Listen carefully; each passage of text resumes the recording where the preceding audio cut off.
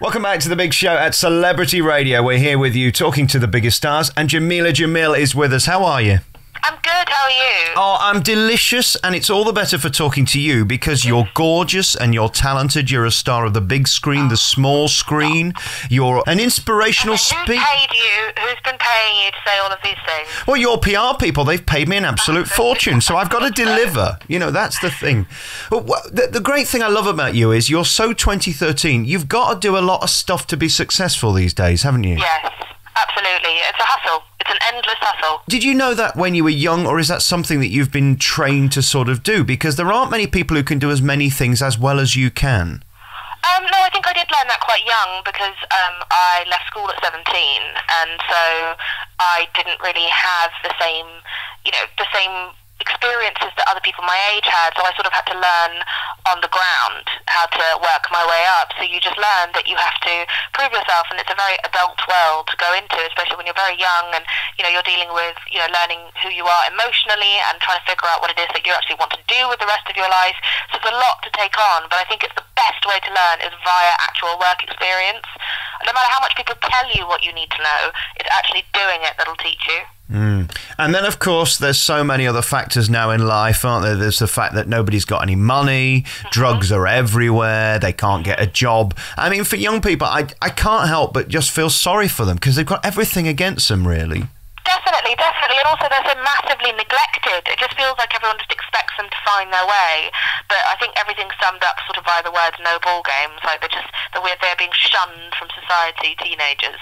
Everyone just wants them to grow up so that they can become the age that they can become consumers.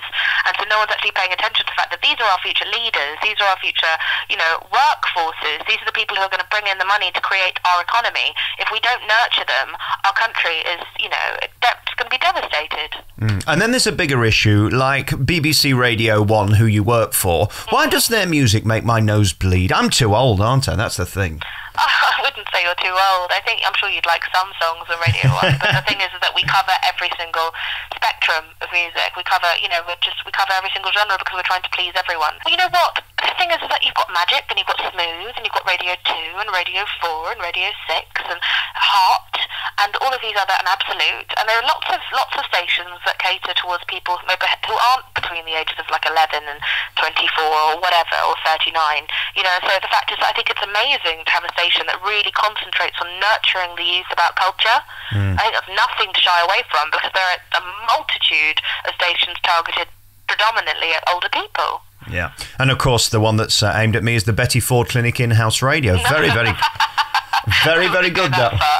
Hey, listen, I tell you where I got to know you was on that T4 programme, and you were so good at it. Thank you. How do you master that art of not looking like you're in a studio and there's a million people looking at you and there's 50 people in the studio and producers screaming in your ear? You always look so calm and collected.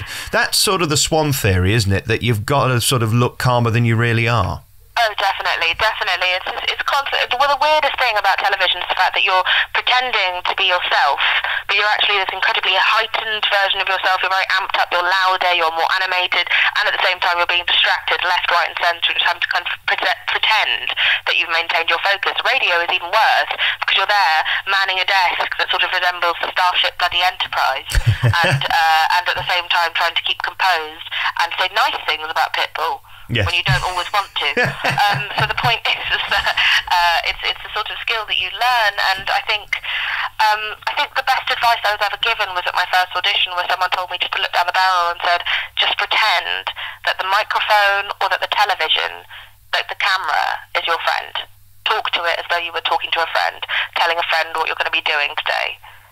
Yeah, that's great advice, and advice that you should give to other people, because and I do, the more I sort of watch TV, the harder it seems to become. It isn't as easy as it looks, is it? I know what you mean. It's an interesting. It's always going to be an interesting world, the media world, and it always, kind of like ebbs and flows. You've worked with so many people, and that's the other thing about that show. It either works or it doesn't. You can't fake chemistry, can you, really? You can try for as much as you want, but it's either going to work or it ain't. Absolutely. absolutely, absolutely, and frequently it doesn't. But the good thing about auditions is that they will sort of like peter that out. If it's not working, it's not working. And no matter how talented someone is, or two people are, if they don't work together, they just don't work together. And there's nothing more painstaking than watching two people put into that environment. Can I talk to you about being gorgeous? Because it's something I've never had it's something I've never had the problem of worrying about. It seems to me, as a deeply unattractive person, that it's a lot of hard work. I mean, there's a lot to be done to stay as gorgeous as you are. Do you ever get exhausted by it, having to sort of constantly have to worry about the hair and the nails and the makeup and all that gubbins? No, I was a magnificently unattractive teenager, so therefore looks have never really been something that I consider to be part of what it is that I've got to offer. Jameela, you're being very passive-aggressive now. You're insulting a ginger person by trying to pretend you're as ugly as I was. I'm sure you're a very attractive ginger man, but what I'm saying is that it's not possible, is it? It's never been something that I wanted to be acknowledged for, per se. Like, it's lovely if people think you look nice, but it's all smoke and mirrors and nonsense. You know, I've got a woman who spends an hour on my face. She could make me she could paint another face onto my face. And there's another man who does my hair, and it's smoke, and it's mirrors, and it's nonsense.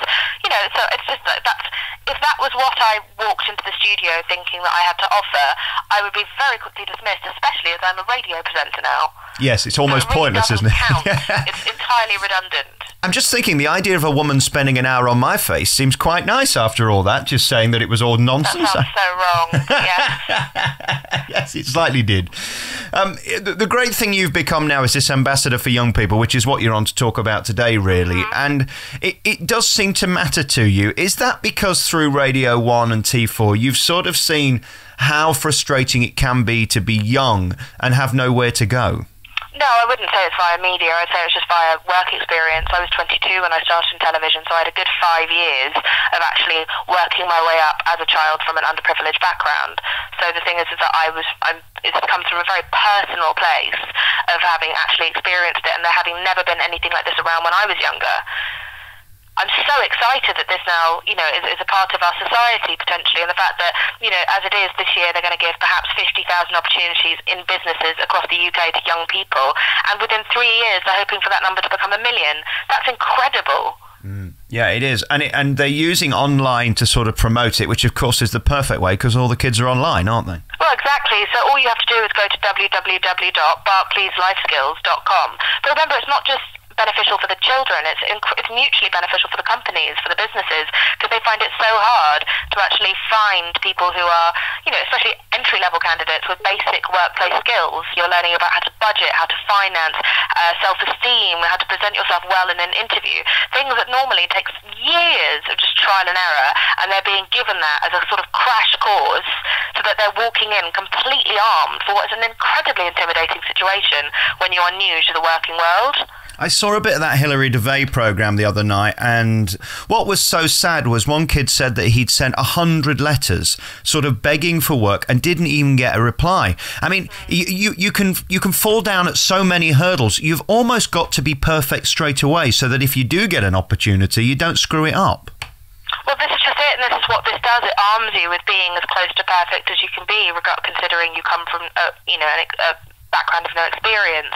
And so that's what I love about it, is the fact that you are walking in trained, like army trained for that situation.